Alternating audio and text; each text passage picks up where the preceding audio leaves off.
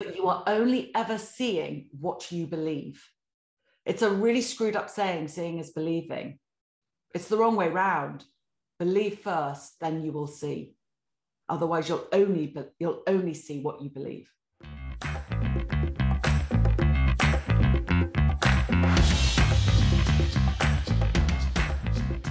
Hello and welcome once again to yet another episode of the Thrive State Podcast. I am your host, Dr. Kien, popularly known as Dr. V, triple board certified MD and performance and longevity expert. And I am just super excited to bring yet another amazing guest. Why I'm so pumped is the topic is mindset, but I have never had any person explain how our beliefs and our thoughts and our mindsets gets created, or as she uses the term, coded.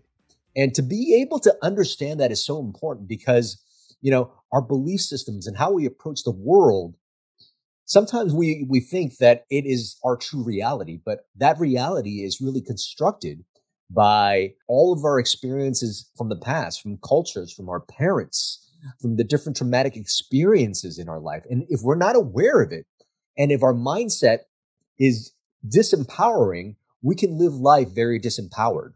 We might be not so successful in relationships, in business, in life, in the performance we want to achieve because of that mindset. And most importantly, as it pertains into my world, having a negative mindset can also affect your health. If you view the world in a negative light, if you're constantly worried about what's going on, if you're living in emotional states of fear, anxiety, hate, anger, worry, and not enoughness, you actually are chronically elevating stress hormones in your body, which will ultimately lead to an increase in inflammation, a lowering of immunity, a lowering in your cellular state, which puts you prone to getting symptoms and chronic disease. So on the flip side of that, having that empowering mindset, which is why mindset is one of the 7 bioenergetic elements to achieving the Thrive state.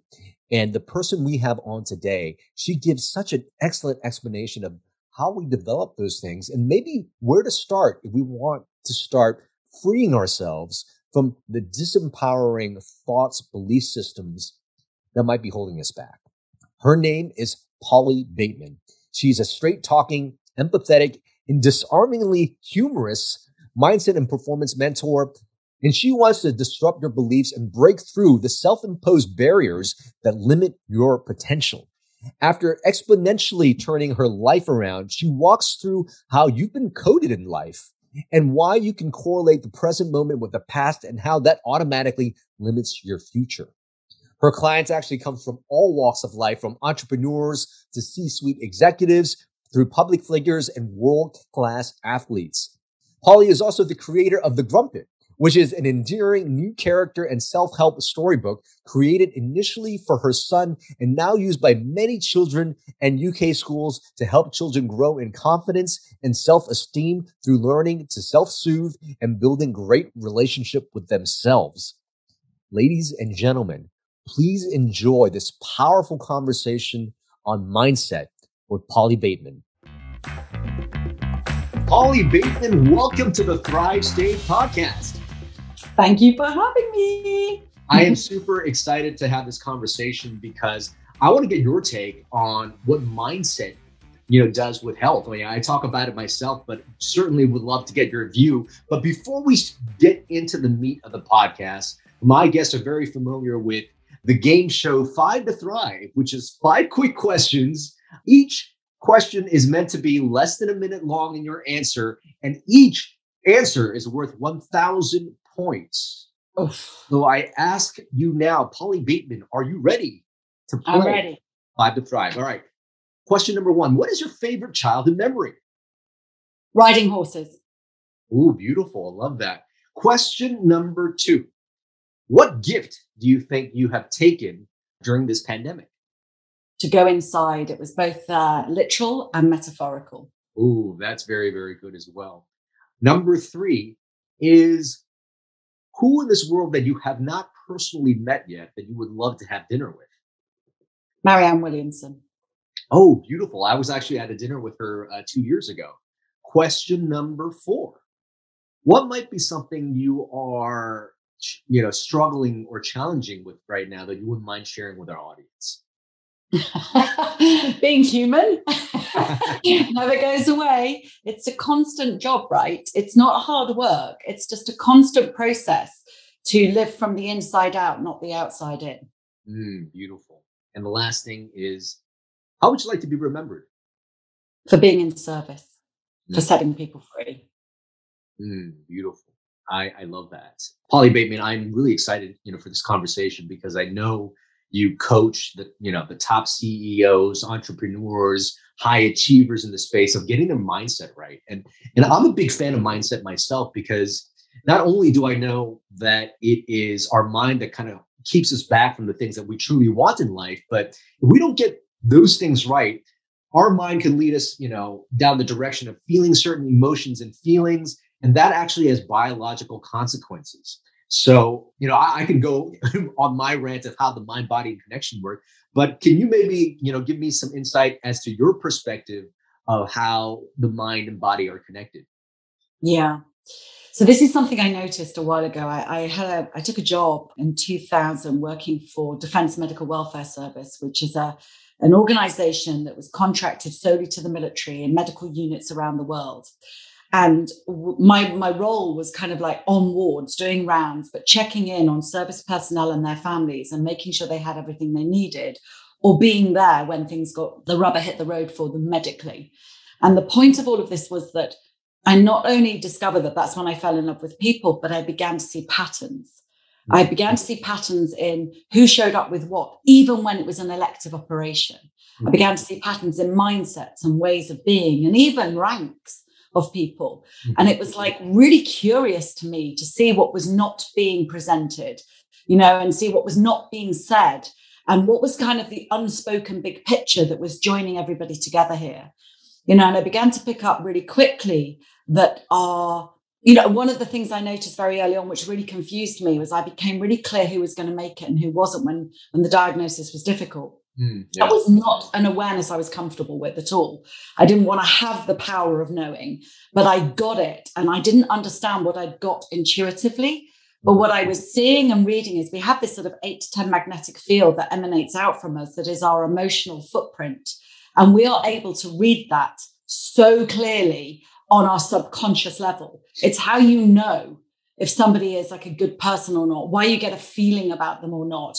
And our conscious brain desperately tries to interpret it with what we know about the world on a conscious level, and we give up what we understand subconsciously. A woman once said to me, forget everything you know and remember everything that you've forgotten. Now, when we work from that place, we're actually working from a much more intuitive place where we can truly ask ourselves something inside and just get it. And often if the answer or the question, is posed to you in your own head, an answer will come straight up. But we're so quick to pose it out there and imagine that everyone else has got the answer for us that we forget to check here. Yes. We're the ones with the answers about ourselves.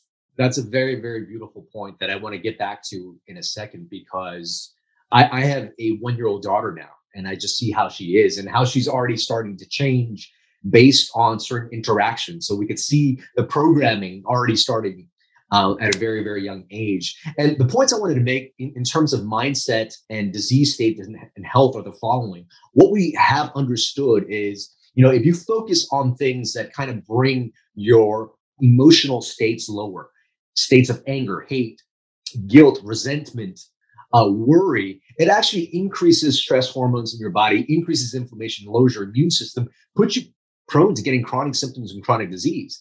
Flip it around. The emotions of love, connection, gratitude, joy are actually anti-aging medicines. It actually does the exact opposite.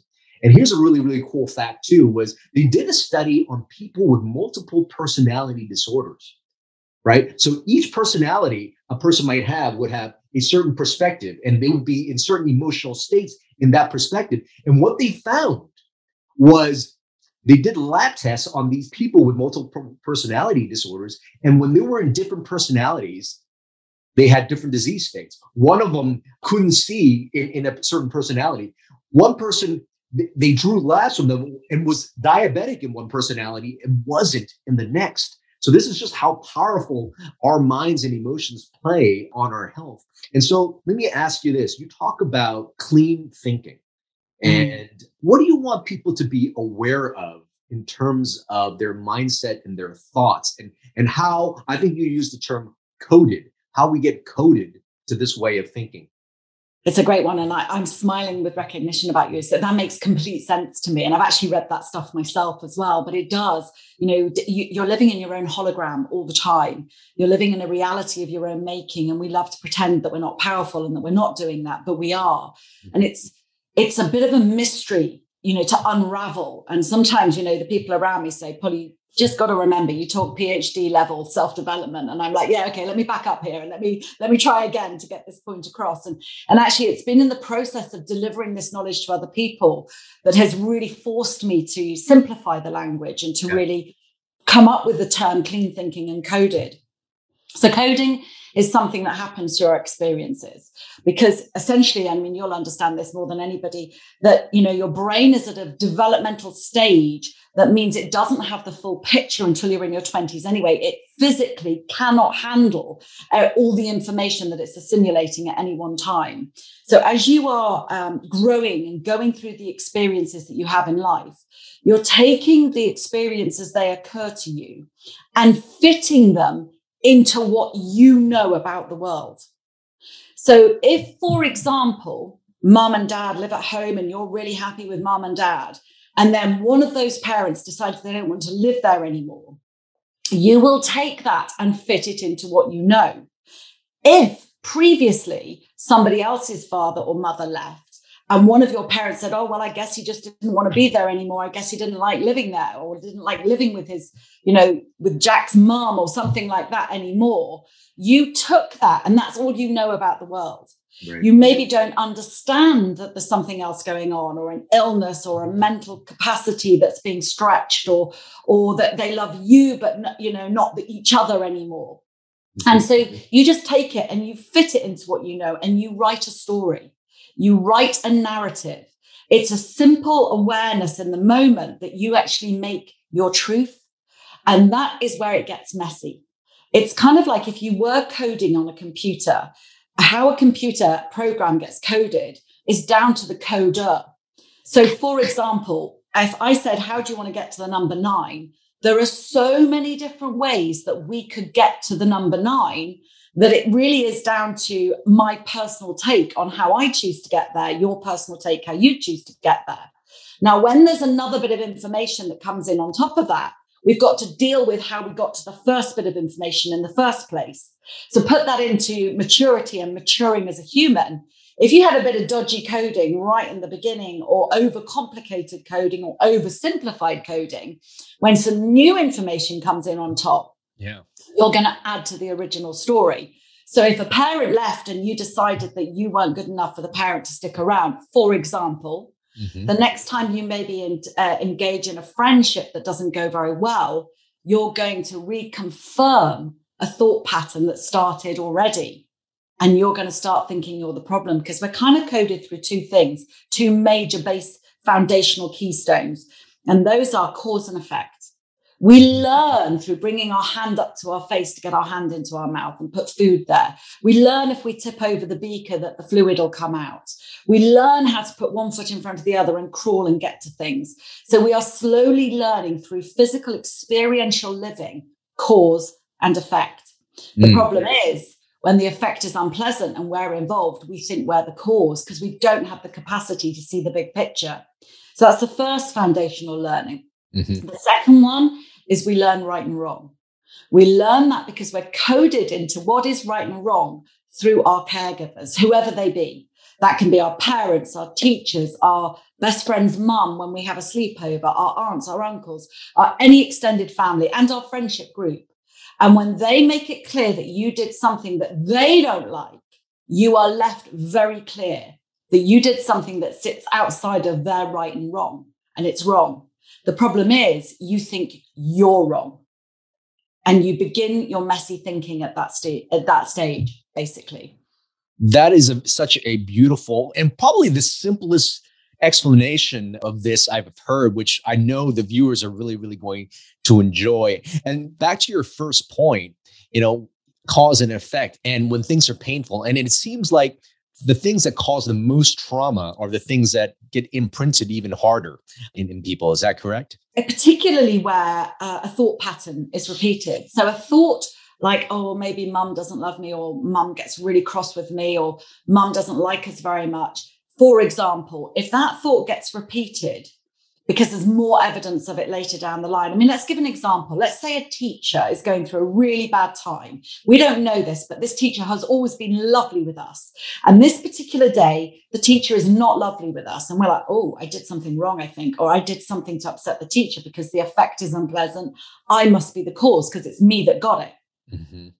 We don't have the capacity to understand that the teacher has a whole other life that might be going on, and maybe something bad happened the night before, or they're not well, or whatever. We will make it mean something. Now, what happens is we're on high alert now to check in on that fact. So as a result, we're now kind of looking for it. So a thought occurs, oh, I think I maybe did something to upset the teacher. The next time that thought gets repeated or confirmed, we are creating a thought pattern.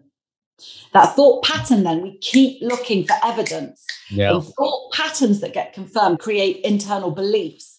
And an internal belief will instantly switch on confirmation bias. You are now looking to prove what you have seen is actually what you think it is, so that you can stay on high alert. Be careful of this, be careful of this, be careful of this. Wow. It's like a warning system. And the problem is, as you continue to grow, your confirmation bias is now turned on. Now what you're doing, now you're activating something called your reticular activating system. Mm-hmm. You all know what this is, right? But now essentially the simplest way to think about this is the game that we've all played at some point in the car. Everybody look out the window. How many blue cars can you see in the next 5 minutes? That's the game that's designed to keep children quiet, right? Right. And if at the end of that game, someone said, okay, great, how many blue cars? You give your figure, you give what you think. What if someone said, but how many red cars were there? You are not going to know because you were not looking. And the issue with the confirmation bias is when your reticular activating system is turned on, you begin to filter out any other evidence of any other truth that's possible. And you are just looking to confirm the truth that you think is in existence. So your whole biology now begins to work against you to reconfirm to you a state that you think is true, but isn't necessarily. Oh, wow. So many more questions here. But before we get to, I'm like, which one am I going to throw at her next? One quick question I have, and I wonder if you think, because this is a pattern I see a lot. So many people probably have an underlying feeling or belief that I am not worthy, I'm not enough, I'm not worthy of love. And I wonder, as human beings, what you think is the inciting incident for that? Is there a evolutionary advantage for us to feel that way so that we don't get cast off into groups? Or is there a very familiar type of trauma very early on in human beings that make so many people, carry that belief? Yeah, I think there is. So I think it's a bit of both of those. So I think that very early on, we have 3 very essential awarenesses. And this is all very early in the first couple of years of your life. And we know that babies understand this. So one of the first awarenesses that a baby has, they don't really understand if they're hungry or thirsty. They just understand a feeling that's uncomfortable. And that equates to safety. We know that babies understand this because they've actually done studies, which I don't even want to understand how they got this information. But when a baby feels truly unsafe, will stop crying if it has to, because it knows that it's unsafe. So babies will hold in emotion if they really understand that the emotion, the crying will make them unsafe. And equally, they can be in great distress and unable to control that. So it can work both ways. But essentially, a baby is mainly concerned with, is it safe? Part of the swaddling that we do with babies and the cuddling and the holding and the presence of an adult is to make a baby feel safe. That's the first awareness that they have. And the next awareness that comes on is, am I loved? Now, you've only got to look at a 1-year-old to see that they are really buying into the idea of whether they're loved or not, because they will snuggle in on a parent. They will look for a parent. They will, suck their thumb and put their head on their parent. They have a sense of whether they're loved or not. And we know that the brains of babies who are not affectionately nurtured grow differently to the brains of babies who get affection. Love and affection are crucial to the way the brain develops. So you've got, am I loved? Am I safe? And then am I loved? And then by the time the 2-year-old is developed, they are already aware of their enoughness, because that's where they've already begun to learn the word no. They've already begun to learn the word naughty. It doesn't matter how great a parent you are, on some level, you will have taught your child this, because you are teaching them, you're coding them to grow the way your culture grows, the way and culture is on so many levels. We have a familial culture, we have educational cultures, we have societal cultures, and you have them in so many different forms that will develop a child the way that they will be developed. And as a result, they are becoming increasingly aware. So 40 years later, you think you're arguing about the dishwasher. When somebody says, oh, for God's sake, don't put the glasses in like that. I told you they don't wash properly. What that person is really saying, if we go to the subtext, is, why do I have to repeat myself to you? Why are you not listening to me? I don't feel heard and acknowledged. Therefore, I don't feel enough when you ignore me. And what the other person, when they go, oh God, they always get washed, they'll be fine, stop nagging. What they're really saying is, hey, don't point out my inadequacies. If you point out my inadequacies, I'm going to feel really vulnerable here. Please don't show those, because if you can see I'm not enough, I'm not going to feel loved, because you won't love me if I'm not enough. And if I'm not lovable, I won't be safe, because I'll get thrown out of the tribe. And ultimately, it's brain looking for safety all the time, because the brain is built for survival. That's all it is. It's your watchtower for survival. Oh, wow. It seems like a very familiar circumstance that happens on occasion in my household. But let me ask you this. What is the path to freedom then? I would imagine that awareness is, if not the key, at least part of the solution to that question. Wow. Okay. So ultimately what you're looking for is a restoration of your relationship with yourself. Because in the process of all these learnings and the experiences we go through, what happens is we get fractured from ourselves. Mm-hmm. Yeah. When you can't be your own friend and you can't do your own good, positive self-talk, you will consistently look outside of you for affirmation of some kind. Mm-hmm. You'll look at your salary. You'll look at your friends. You'll look at everything going on around you for approval. We look to our governments. We look to our local bodies to give us approval to live our life the way we do. And we often measure it financially as well. That's a measure of our worth. And yet, when your relationship with yourself is restored, it doesn't really matter what goes on outside of you, right? Because it becomes like water off a duck's back. So, for example, if I sat here now and said, wow, you've got these really crazy pink spots all over your body and you're looking kind of yellow today and purple around your head, you would look at me and go, yeah, no, that's not a thing, Paul. That's not what's going on. I think you maybe got something going on with your glasses or your sight. You would absolutely know that you're not that color. So you would be able to very easily dismiss what I'm saying. Mm-hmm. But if I got real up close and said, wow, your hair's a bit short, or wow, the t-shirt's quite tight, you might wonder why I'm thinking that and begin to question why, and yourself. Because this is something you might want to understand. Hey, and listen, I have a military husband. I'm used to short haircuts, but that's not a real thing. I was just like picking on what I can see. The point is that we will take what we're hearing and apply it to ourselves to check in on our enoughness. Mm-hmm. And we will use it as a measure of our value. And here's the screwed up thing. Your value doesn't change from the day you're born to the day you die. But what does change is your perception of it. You are worth just as much on day 500, day 5,000, as you were on day 1. But our perception changes. And as a result of our perception, this will be how we'll behave in the world.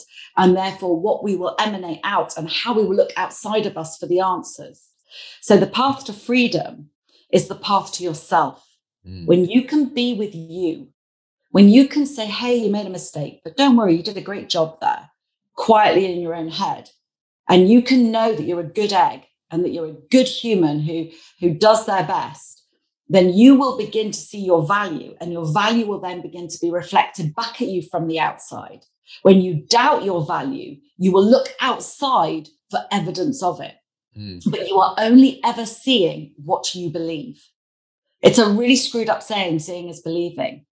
It's the wrong way round. Believe first, then you will see.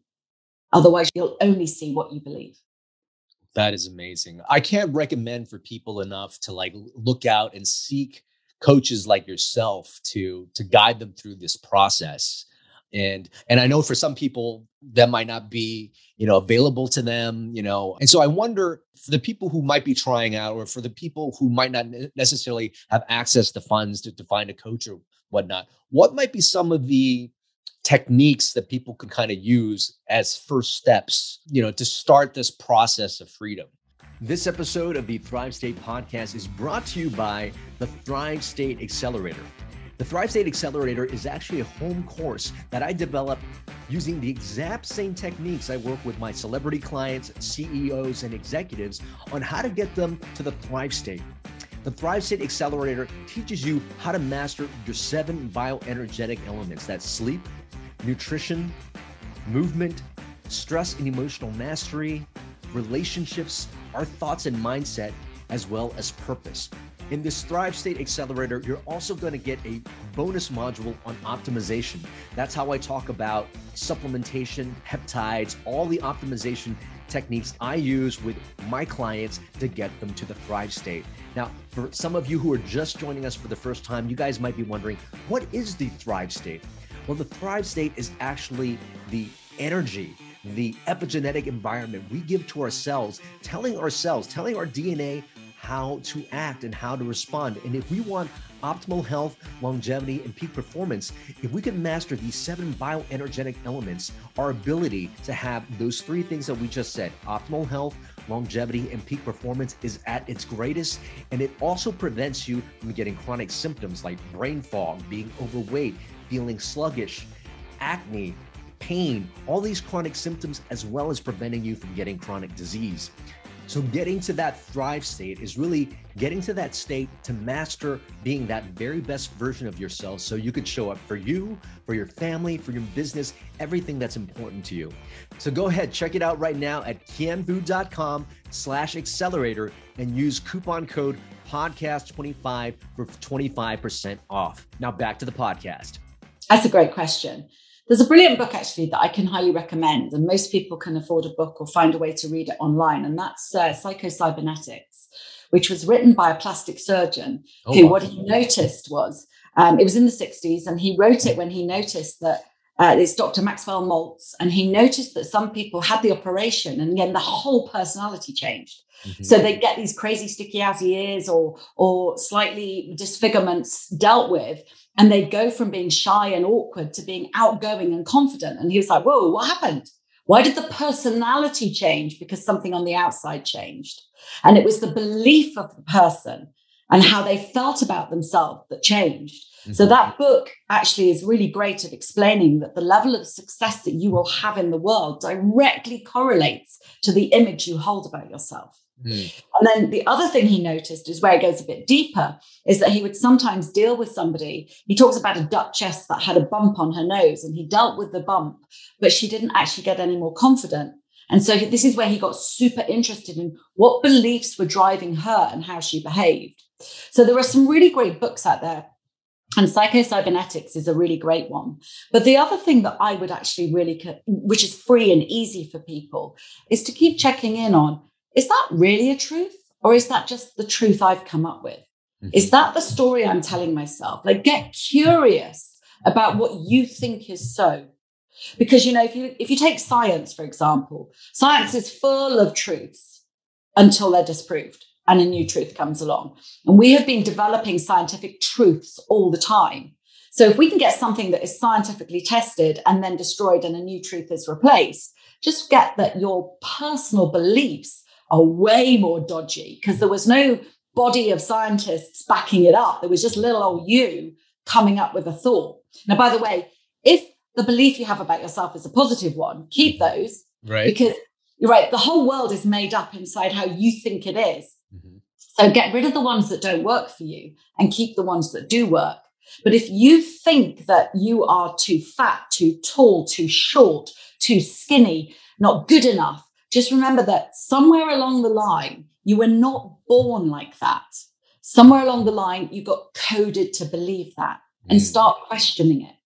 Like, look around at free podcasts, look around at books that would help you with that on your self-belief, because it's all about walking a path with yourself. And, you know, people put good content out and read the good content that's out there. There are increasingly worthwhile people to watch. Social media isn't all about somebody doing a handstand pretending they've got a great life when they don't. You know, there are really good people out there doing good content. So look for it, because when you start looking for something to challenge the belief you have and get that the narrative you have is just that, a narrative, not a truth, then you get curious and you get to question it. So education.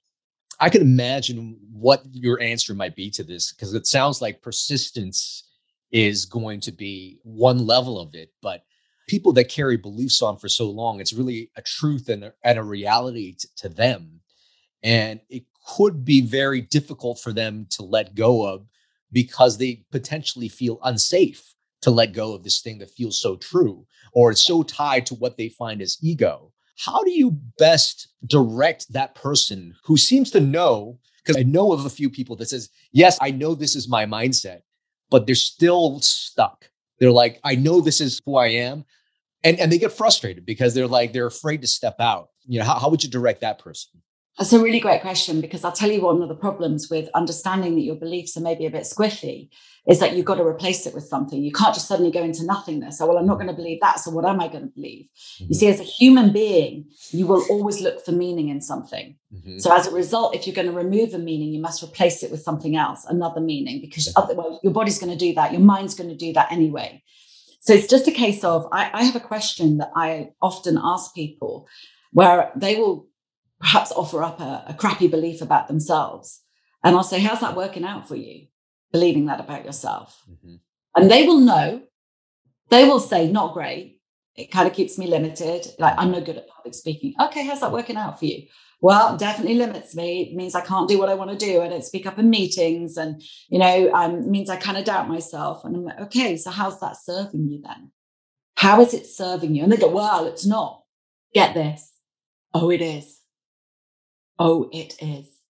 I do not buy into people's powerlessness, that what they put in their life doesn't serve them in some way. And I say this as someone whose life was not working when I put all this to myself. Mm-hmm. My life was not working. I got to a place where I was like, what is this flow state everybody talks about? And why do some people's lives work out? I am like a nice person. I help old ladies over the road. I'm great to animals. I'm loving. I'm generous. I'm not perfect, but geez, my life does not work. And this was in 2016, you know, and I'd been a coach for a long time at that point, but my life did not work the way I wanted it to. So I think at that time I'd done all the work I'd done with Defence Medical Welfare Service. I'd been a coach for 11 years. And I was like, yeah, my life doesn't work. And I did this deep dive into, why do I do what I do, think what I think, and feel the way I feel? How did I get here? I kind of wanted to discover my coding. And I didn't know that that's what I was discovering at the time. It was afterwards I went, I reckon I got coded like this. But what I was prepared to be is really honest with myself, because I'll tell you something, the people that are stuck will stay stuck until they get sick of their own BS. It's only at the point you truly want to change. And you know what? I know people who don't want to grow. Yeah. And that's their prerogative. Just be happy with what you've got and just, you know, choose that powerfully if that's what you want to choose. Mm-hmm. But if you're truly sick, then you need to look at how this stuff is serving you and why you would want to keep yourself on level mediocre or level slightly crap. Why would you want to stay there? How's that serving you? And so often it's serving us as a way of reminding us, you're just not that special. And that's just not a truth. That's an inauthentic belief about yourself, because everybody's special and everybody has magic in them. You know, there is a wonderful quote. Let me find it for you, because this is a beautiful quote that I adore. And it's about how special we all are, which actually I didn't plan to share this, but talking about it, I kind of feel, here we go. This was written by a lady called Martha Graham. There is a vitality, a life force, a quickening, an energy that is translated through you into action. And because there is only one of you in all of time, this expression is unique. If you block it, it will never exist in any other medium and be lost. The world will not have it. It is not yours to determine how good it is, nor how it compares with other expressions. It is your business to keep the channel open. Oh, I love that. And that's a bit like a flower blooming. No flower sits there and goes, oh, there's some really great blooms going on around me. I don't think I'm going to bloom. What happens is flowers bloom and we look at them and go, look at those beautiful flowers. We love them for it. We enjoy it because they're all blooming. The more that bloom, the more we're taken away. It's not a case of one blooming and that's all. There's room for everyone to express their magic and step into their power. Oh, that's beautiful. Part of what I talk about in my book is you are your best medicine. And it's really coming back to our authentic selves, remembering that person, living as that person that actually activates optimal health, longevity, and peak performance. A few more questions, and I'm pretty sure I could go for hours, but I promise I'll wrap up. You mentioned the term flow state, and I wonder, doing the work that you do, if access back into our authentic selves and cleaning our mind, gives us access to those flow states that we're looking for. Oh, it so does.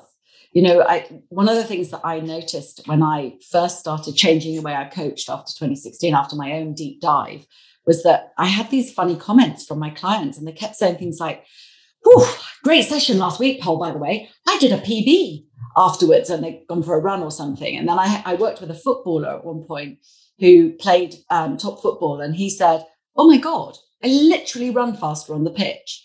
And I was like, yeah, do you know what? I kind of get it. But the big point that I noticed was I had done, it must have been in 2018, actually it was coming towards the end of 2017. I went skiing and I actually had 7 miscarriages. I just had my 7th miscarriage and we'd had the holiday was booked before I knew I was pregnant.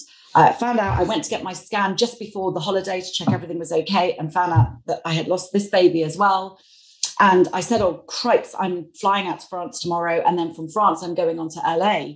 I need to get this dealt with. I can't risk the flight inducing the miscarriage. And they were like, okay, we'll get you booked in. We'll get it dealt with. Had the miscarriage. So had the operation on the Friday. We were on a plane on the Saturday. And I was pretty good at dealing with it. I have a very clean mindset in not writing too much of a story and how I deal with it, which I can talk about separately. And I went skiing. And I noticed that whilst I had a heavy heart, definitely had a heavy heart, I was really aware that there's something really wrong here that isn't working out with me, which is all what I was working on at the time. Mm-hmm. When I was skiing, I was a really good skier as a kid, and I'd become more and more cautious as a parent, because I do have a son.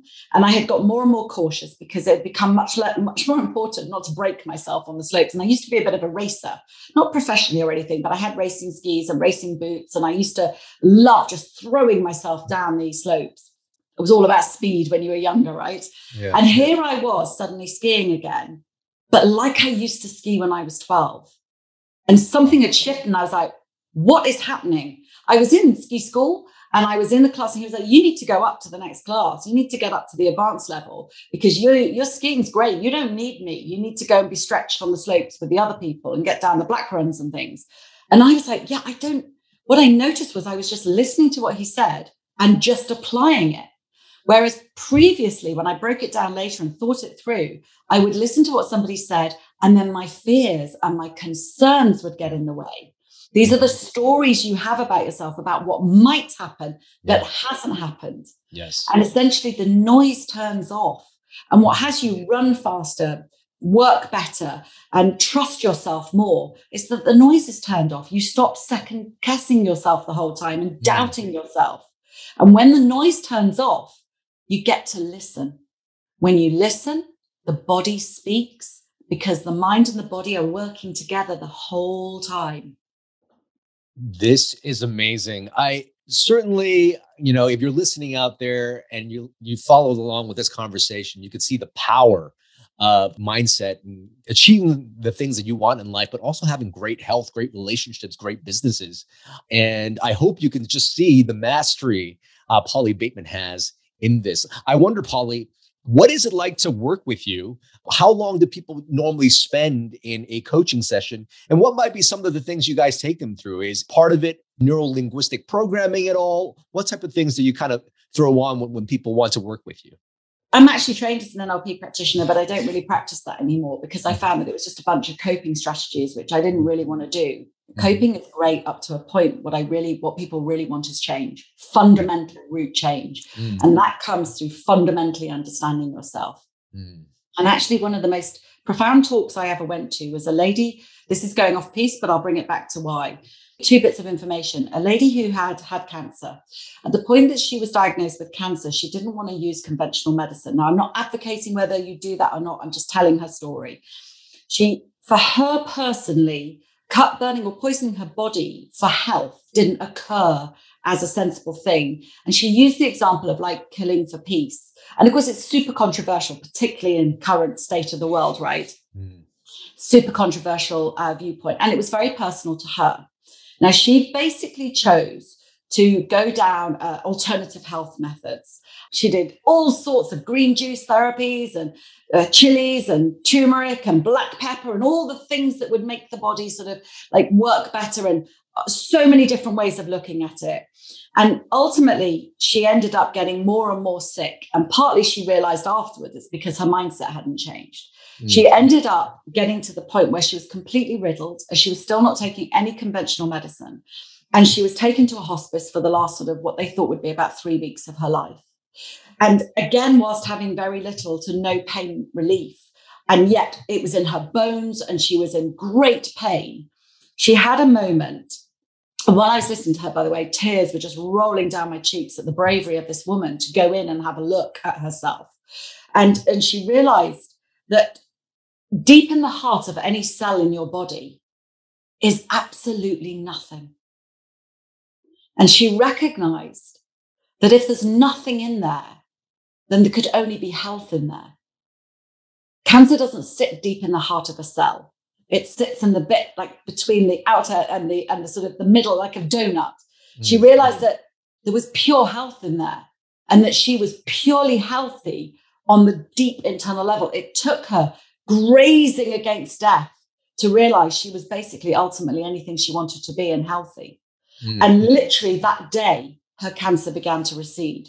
And the thing I know about people who with cancer who have survived it, they usually have that epiphanal awakening of their being. They have a deeper insight into life and their meaning to be here. That was the first one. I now can't remember what the second point was. There was another, and it was kind of similar. It was all to do with cells and how they work. But essentially, where we are is that we control this so much more than we believe that we do. It doesn't matter. Like that lady's journey was her journey. I know other people who've had conventional medicine and recovered as well because they had conventional medicine and they had the epiphanal kind of change in their thought patterns too. And essentially, we love to pretend that we're not powerful and give it all up and put our power outside of ourselves with governments and things like that and with nanny states. And we love to pretend that it's our mum or our dad that is the reason that we are the way we are, rather than actually take control of our own thinking at any one point.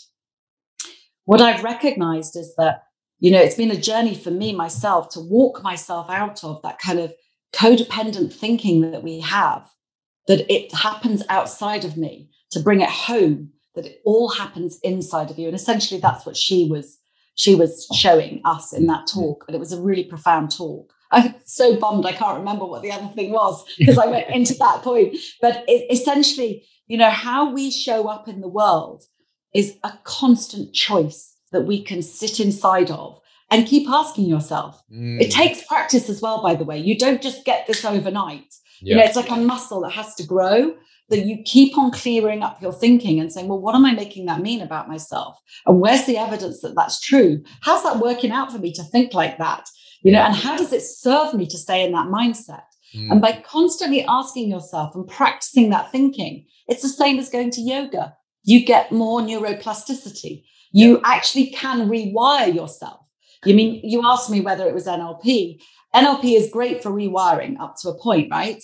But essentially, if you get, I remember the story. There was a guy called Dr. Neville Goddard, and he was a master of talking about revision. This guy was years ago. Actually, I don't even know if he was a doctor. He's just called Neville Goddard. He does some great books out there for anyone that wants to listen. But he did this whole series on revision, like revision of your past. We all sit inside the story that we think that we are from. And one particular story that just blew me away was a lady who had, at the age of 3 or 4, had fallen off a swing at great height and had a really big hip injury. And what she had done was she had spent the rest of her life in pain, having various medical treatments and lots of operations and all sorts of things to try and relieve this pain. What he was pointing out was that when we go to sleep, pain kind of disappears when the mind is turned off. But when the mind is back on, pain comes back. Now, sometimes we can wake up from pain. I know that. But essentially, what we know is that there are messages going between our nerve endings and our cells and back up to our brain and back down again. And it's almost like you wake up in the morning when something bad has happened. And for a moment, you try to remember what's going on in your life. Then you remember, then you feel bad again. It's like you have to, oh yeah, I remember now, I just got dumped, right? It's like you have to remember it consciously for the feelings to hit your body again. Mm-hmm. This is what he was talking about. And what this lady did was she spent several nights meditating on being back on that swing. It took her several nights to really get to being on the swing, where she could feel the wind on her face and really feel like she was on it. And once she got that, she jumped off the swing and landed on her feet purposefully. She was so excited in her mind, in her imaginations. She ran to her mother and said, "You have to come and watch me do this." She was 3 and 4 again, but jumping off again. And she did it again and again and again. And what she was doing was reprogramming the imprint in her body of the accident that she'd had. And it 2 days, and the pain began to recede. And 2 months later, she was pain-free.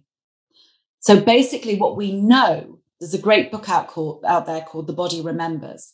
We know that body holds pain and trauma, and that we consistently reconnect with that pain and trauma to remind ourselves why we are being the way we are being. So at the end of the day, if you get that your cells are sending messages backwards and forwards based on how you programmed them, and do what this woman called Susan did, and you decide to go back, you can go back and reprogram your entire childhood if you want.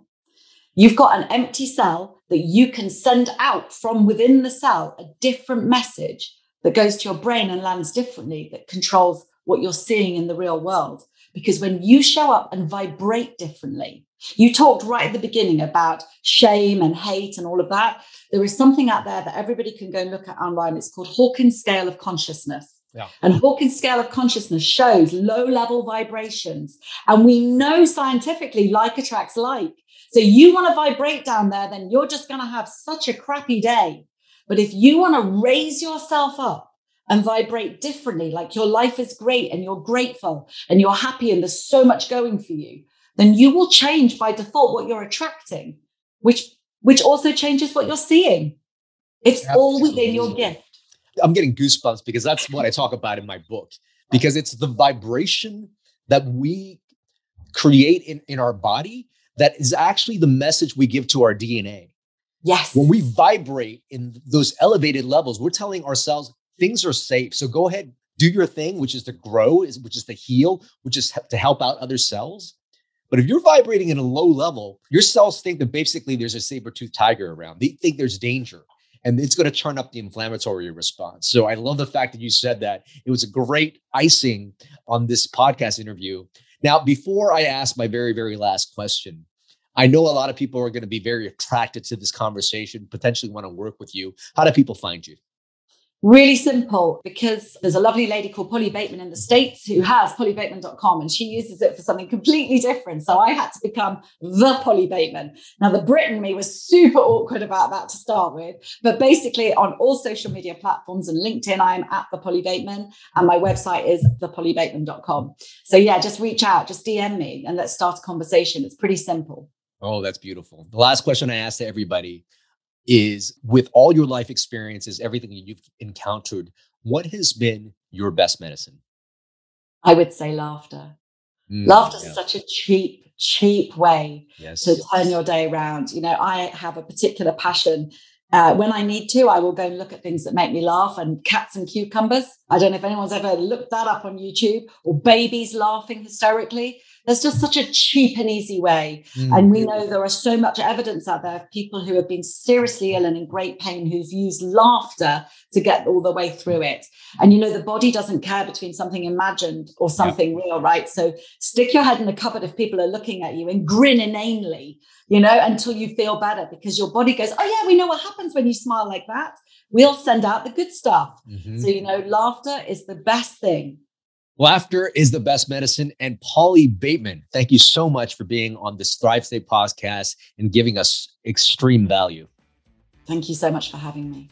I hope you enjoyed that episode of the Thrive State podcast. And if this podcast is bringing a lot of value to you, if you find that your life is just improving with this podcast, that your life is getting to the next level, please consider supporting it. And here's a few ways you can do so. You can do so by liking this video and commenting on this video, and also sharing this video with your friends and family. Another thing you can do is go to ratethispodcast.com/ThriveState. Go ahead and leave us a 5-star review there. It will really help this show grow. And this will give me more time so that I could actually give more content to you, just like you got in this episode.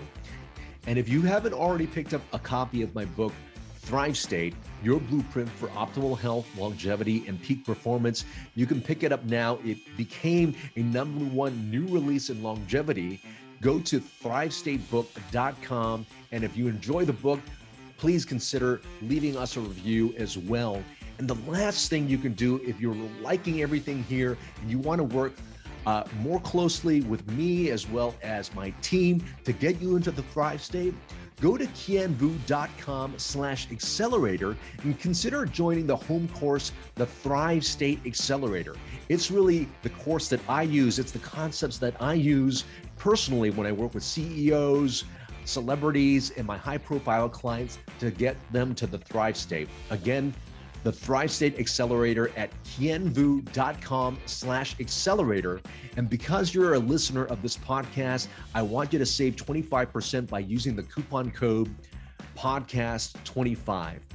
I hope we continue to give value to you. And remember always, you are your best medicine.